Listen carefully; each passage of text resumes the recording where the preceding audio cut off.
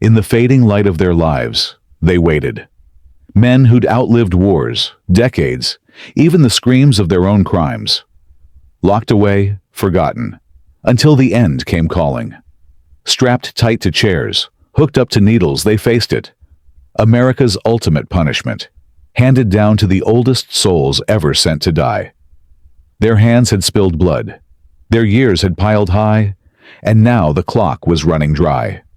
From pasts soaked red to their last whispered words, some calm, some defiant, their final meals sat there, savored or shoved aside. What pushed them to that edge? What secret stayed locked in their throats as the lights went out? Step into death row's twilight, where time ran long, and the end hits hard. We're starting now. June 17th, 1979. Roger Tackett's locking up a Tenneco store in Georgia, just another night managing the counter. The clock's ticking past midnight when two men slip in. Brandon Astor Jones, 36, and Van Roosevelt Solomon, his shadow that night, aren't here for gas. They've got robbery on their minds, and it goes wrong fast. A gun blasts, Tackett's down, blood pooling on the tile. Jones is nabbed days later, October 17th, 1979, and a jury hands him death. Solomon fries in the electric chair in 1985, age 41. But Jones? He waits. Decades pile up. In 1989, a federal court catches jurors sneaking a Bible into deliberations, orders a redo. By 1997, he's back on death row, sentenced again. February 2nd, 2016 rolls around. 1 day shy of execution. They offer him a last meal, but Jones doesn't pick. He gets the standard tray, chicken and rice, collard greens, seasoned turnips, cornbread. No special requests, no fuss. Then, February 3rd, 2016, age 72, he's strapped to a gurney in Georgia. The IV's a nightmare. 45 minutes of prodding. Left arm, right arm. Finally his groin, where a doctor nails it. He's silent. No public last words. Just a final prayer and a taped message for his family. Dead at 12:46 a.m. The first execution in Georgia that year, 5th in the U.S. Time couldn't outrun justice. 1957, Tuscaloosa County, Alabama. James Barney Hubbard's already got blood on his hands, convicted of second-degree murder for killing David Dockery. He serves 19 years, walks free in 1976. Freedom lasts a blink. A year later, January 10th, 1977, Lillian Montgomery, 62, a store owner who'd taken him in, lies dead. 3 bullets, one in her face, one in her head, one in her shoulder. Her gold and diamond watch, $500 in cash and checks, gone. Hubbard moves into her home next to the store after prison, drinks whiskey with her, then claims she took her own life, even calls the cops himself. Evidence says different. Homicide, cold and clear. Arrested fast, sentenced to death in 1977. He spends nearly 3 decades fighting it, claiming age and mental decay make his execution wrong. The U.S. Supreme Court splits 5-4 against him. Alabama's Governor Bob Riley shuts down clemency. August 4th, 2004, age 74. He's offered a last meal. 2 medium-boiled eggs, 4 bacon slices, sliced tomatoes, fried green tomatoes, pineapple with mayo, white bread, a banana, V8 juice. He eats it slow. August 5th, 2004. Holman Prison, near Atmore. Lethal injections ready. His daughter Barbara McKinn watches, their eyes locked until his close. Jimmy Montgomery, the victim's son, stares too, bitter. No last words, no sorry from Hubbard. Dead at 6:36 p.m., one of the oldest ever executed since 1976. April 18th, 1984. Pottawatomie County, Oklahoma. John Albert Bolts, drunk and raging, breaks into his mother-in-law's house, fights with his wife. She threatens cops. He bolts. Later, He calls his stepson, Doug Kirby, 23, lures him to his trailer. A short talk turns ugly. Bolts phones his wife again, snarls, "I'm going to cut your dear boy's head off." She alerts police, but it's too late. A neighbor sees Doug on the floor, Bolts beating him, yelling curses, then stabbing him with something shiny. Bolts cries self-defense. "Doug grabbed a gun," he says. A revolver's found in Doug's car. No blood on it, though the seats soaked red. November 21st, 1984. Death sentence lands. Over 21 years on death row. Appeals fail. June 1st, 2006. Age 74. His last meals offered. Fried chicken, potato wedges, baked beans, coleslaw, apple pie, a roll. He eats, then faces the gurney at Oklahoma State Penitentiary. "This is a moment of joy for me, and a moment of sadness," he says. "Joy because I'm going to a better place. Sadness for all the people who brought me here and what awaits them." Old Testament verses spill out. Read Deuteronomy, he urges. Dead at 7:22 p.m. His words linger like a storm's last rumble. 1996 Missouri. Cecil Clayton's a man changed. 1972. A sawmill accident rips out a fifth of his frontal lobe, leaving scars and a fractured mind. Lawyers say it flipped him, turned him violent. November 27th, 1996. Sheriff's Deputy Chris Costetter's dead by Clayton's hand, shot in a clash that ends a quiet night. Arrested, convicted, death penalty set. Appeals lean hard on that brain injury. Too broken for execution, they argue. Courts disagree. He knows what's coming. He's fit to die. Supreme Court denies a stay. Governor Jay Nixon says no to mercy. March 16th, 2015. Age 74. His last meals offered. Steak, salad, mashed potatoes with gravy, bread, apple pie, milk. He takes it all in. March 17th, 2015. Missouri State Penitentiary. Lethal injections prepped. "No," he says plain and hard. "They brought me here to execute me." No fight, no fuss, just that. Dead at 9:21 p.m. A mind half gone, a life fully taken.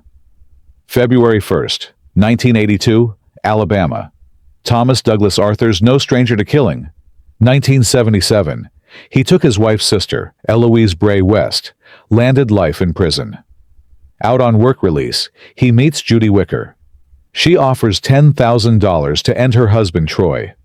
Arthur bites, grabs ammo, dons a wig and dark makeup, breaks into the Wicker home. Troy's shot point blank in the right eye, dead on the spot. Judy plays victim. "An unknown man attacked," she says.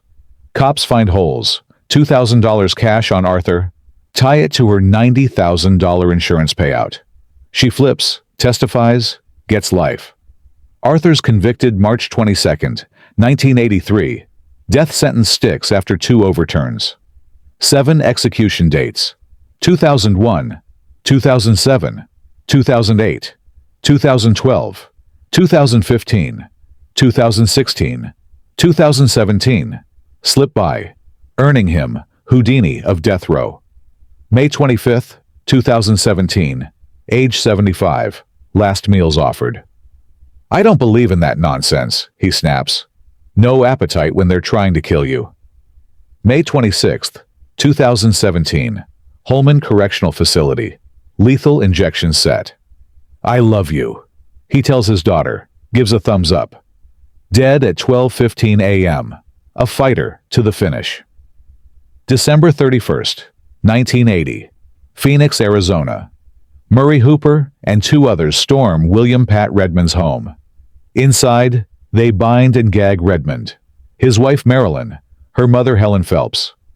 3 shots to the head. Redmond and Phelps die. Marilyn survives, barely. She points to Hooper, says it's a hit tied to Redmond's printing business. Convicted, sentenced to death. He sits 42 years on death row. Lawyers pushing DNA tests, claiming shaky IDs. All fail. November 15th, 2022. Age 76. Last meals offered. Kentucky Fried Chicken, mac and cheese, barbecue sauce, biscuit, cheesecake, 2 pints of Neapolitan ice cream, a big Fanta. He digs in. November 16th, 2022. Florence State Prison. IVs botched. Femoral arteries the fix after delays. He smiles, waves, says, "It's all been said. Let it be done." To his lawyers, family, "Don't cry for me. Don't be sad." Dead at 10:09 a.m. A long wait ended. 1974, Fresno, California. Clarence Ray Allen's got a record. Now he's plotting.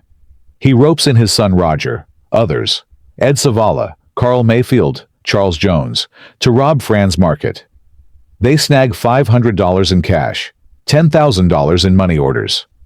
Afterward, Allen frets. Mary Sue Kitts, tied to his son, knows too much. They vote her dead. Allen pulls the trigger. Locked up, he doesn't stop. 1980, he sends cellmate Billy Ray Hamilton to kill witnesses. Brian Schlietowitz, Josephine Rocha, Douglas White die, 2 hurt. Convicted again, death penalty in 1982. Appeals cite age, frailty. Courts shrug. Governor Arnold Schwarzenegger denies a pardon.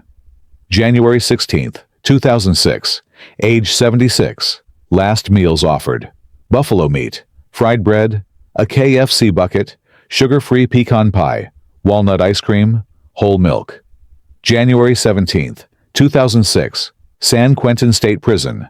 Lethal injection, takes 2 doses. Potassium, stops his heart. Hoka. Hey, he says. Lakota, for it's a good day to die.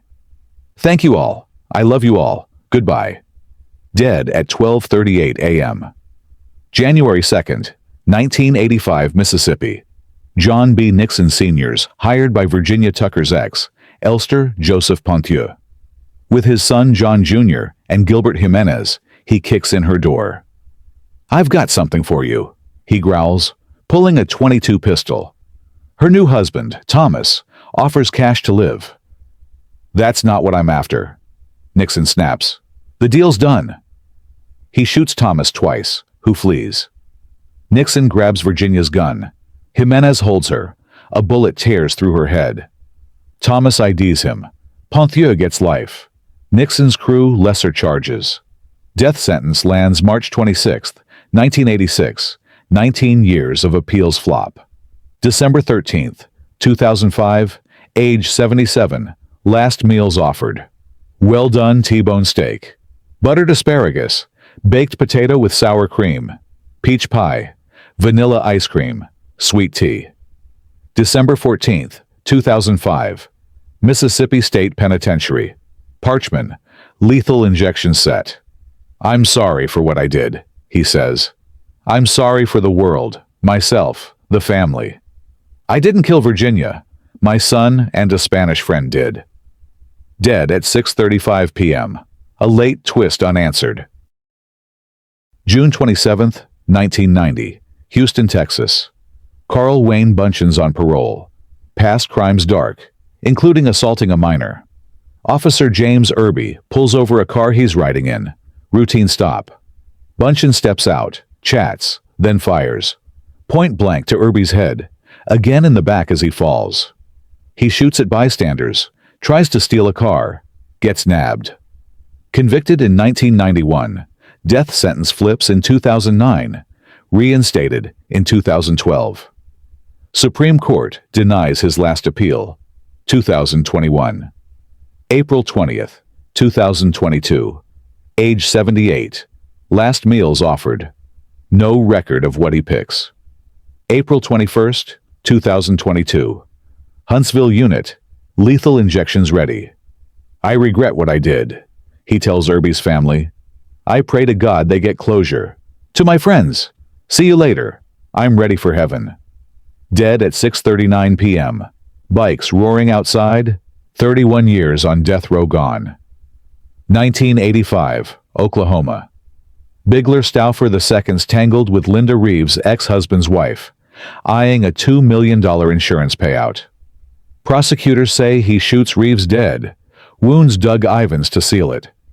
Stauffer swears she was already gone when he got there, claims innocence. Convicted. Sentenced to death in 2003 after an overturn. Appeals cry inhumane lethal injection. Supreme Court says no. December 8, 2021. Age 79. Last meals offered. Chicken sandwich. 2 bread slices. Fries. Broccoli. Mixed fruit. 2 cookies. Fruit drink. Water. December 9th, 2021. Oklahoma State Penitentiary. Injections smooth. Unconscious at 10:07 a.m. Dead at 10:16 a.m. My request is that my father forgive them, he says. Thank you. Still proclaiming Reeves' murder wasn't his. He's Oklahoma's second oldest executed. At peace, he claims. 10 men, 10 ends. Their crimes carved decades into death row's walls. But now we're here, at the rituals that close the book.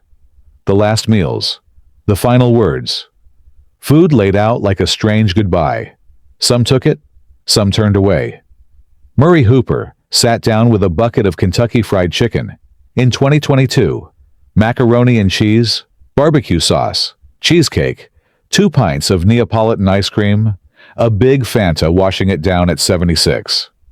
A feast for a man hours from the needle. Clarence Ray Allen, 2006, piled his tray high too.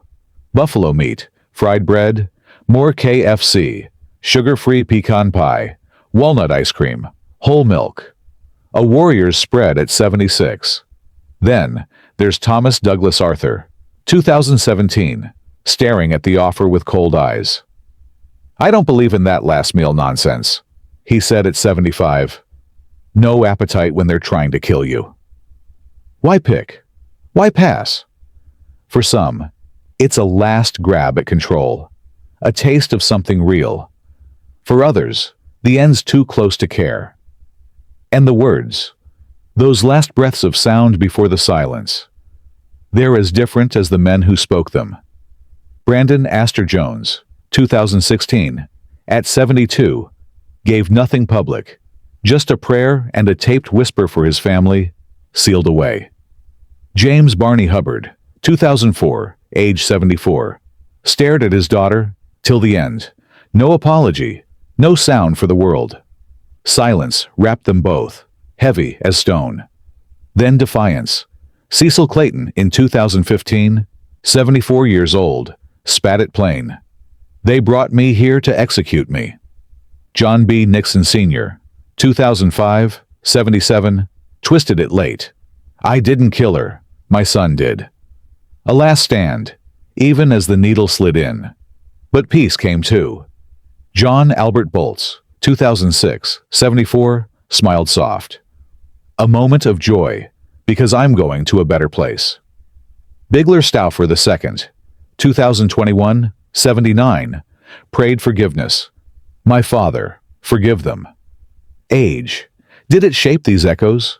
Decades on death row, gray hair and worn bones. Some hardened, some softened, some just let go. 1976. The death penalty's back in America, reborn after a decade on ice. The Supreme Court greenlights it, and the machine starts grinding again. These 10 men, Brandon Jones, James Hubbard, John Bolts, Cecil Clayton, Thomas Arthur, Murray Hooper, Clarence Allen, John Nixon, Carl Bunchen, Bigler Stauffer. They step into its shadow, some that year, some later. Together, they rack up over 250 years on death row, locked in cells while the world spins on. Appeals stretch out. Decades pile high. 19 years, 31, 42, until they're the oldest souls ever executed in this country since that 1976 ruling. Time drags slow, but the end? It comes fast. That end's no easy fade. Executions chew through them, messy and hard. 2016, Brandon Jones, 72, takes 45 minutes of needle pokes. Arms fail. Groin finally gives. 2022, Murray Hooper, 76, waits through delays. IV botched until the femoral artery takes it.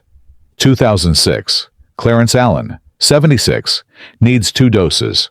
Potassium, to stop his heart when the first won't. Age doesn't soften the grind, doesn't spare the struggle. These men, gray and worn, 72, 74, 77, 79, face the same cold tools, the same fight to finish it. Decades behind bars, and still, the last breath gets ripped out, not handed over. These souls took their last breath. 10 men burned out by time and justice. Their stories ended in sparks, silence, and unanswered echoes. But death row's still breathing, still holding secrets in its cold grip. More final hours are waiting, locked behind those bars. Tales of blood, last words, and fates that twist right to the edge. Subscribe now. Step back into the dusk with us. The Row's got more to say.